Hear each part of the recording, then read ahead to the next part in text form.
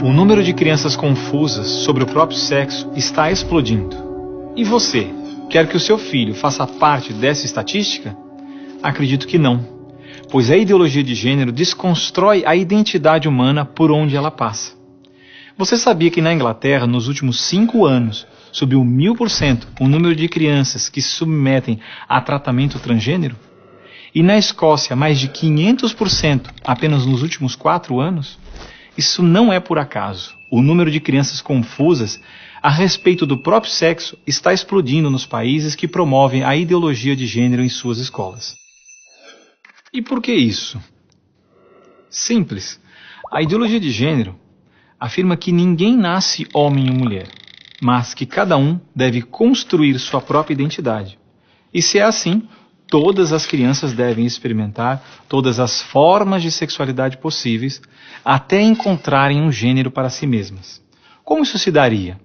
Através de materiais didáticos e uma nova pedagogia voltada para a desconstrução sexual. Sim, ideias têm consequências, e as consequências da ideologia de gênero promovem exatamente esta confusão, fazendo nossas crianças duvidarem de si mesmas na sala de aula, ambiente onde os pais estão cada vez mais ausentes e onde as crianças estão em fase de natural imaturidade e questionamento. O que muitos escondem é que existe uma verdadeira indústria do gênero por trás de toda essa confusão e que está organizada para destruir nossas famílias. Com certeza você já ouviu na televisão alguém dizer que a família é uma instituição antiquada, que os tempos mudaram e que precisamos abrir a cabeça. É porque não estão conseguindo mudar a cabeça da população que a estratégia de promover a ideologia de gênero nas escolas se tornou tão urgente para eles.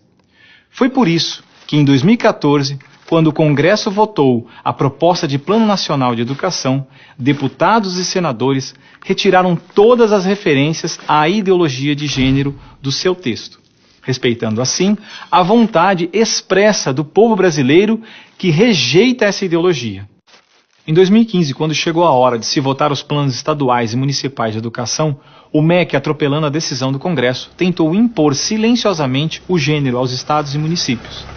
Depois que o gênero já havia sido rejeitado pelo Congresso, por meio da segunda Conferência Nacional de Educação, o CONAE 2014, o MEC produziu um documento que depois seria transmitido a todos os estados e municípios, definindo a questão do gênero como diretriz educativa, e ainda por cima, como se tivesse sido aprovado pelos deputados e senadores. A trapaça se encontra em inúmeras páginas do documento. Vamos dar apenas alguns exemplos. Na página 25, o MEC afirmava que a União, os estados e os municípios deveriam promover a diversidade de gênero. Veja, não estão falando em respeitar a diversidade de gênero, mas sim em promovê-la. Na página 36, você vai ler que os estados e municípios deveriam disseminar materiais pedagógicos que promovam a igualdade de gênero, orientação sexual e identidade de gênero.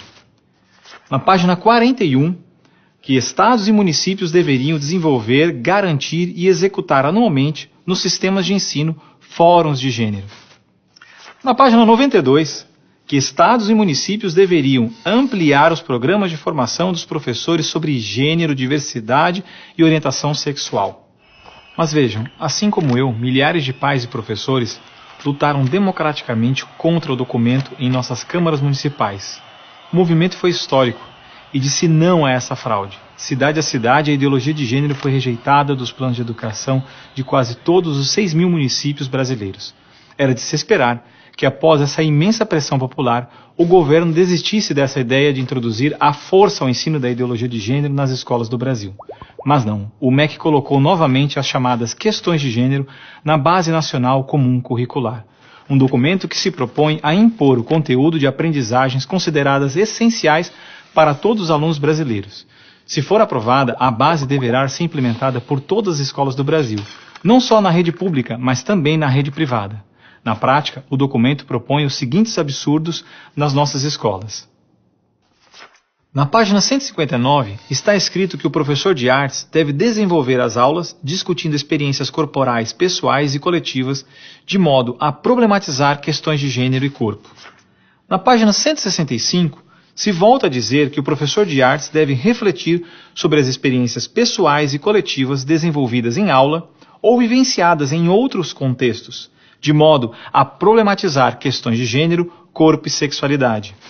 Na página 305, se estabelece que na área de ciências humanas, a diversidade de gênero deve ganhar especial destaque. E não para por aí. Na página 351, se estabelece que o professor de História coloca em destaque as temáticas voltadas para as questões de gênero. Na página 378, se estabelece que o professor de História trabalha em aulas questões de gênero, anarquismo e protagonismo feminino, mostrando as transformações ocorridas no debate sobre as questões de gênero no Brasil durante o século XX. Vocês estão vendo? A ideologia de gênero está presente no documento, é explícito, e o governo brasileiro demonstra com isso ignorar a vontade popular. Se a base for aprovada, terá valor de lei e será obrigatória. A ideologia de gênero será imposta de forma autoritária como a única moral permitida, quer os pais queiram ou não.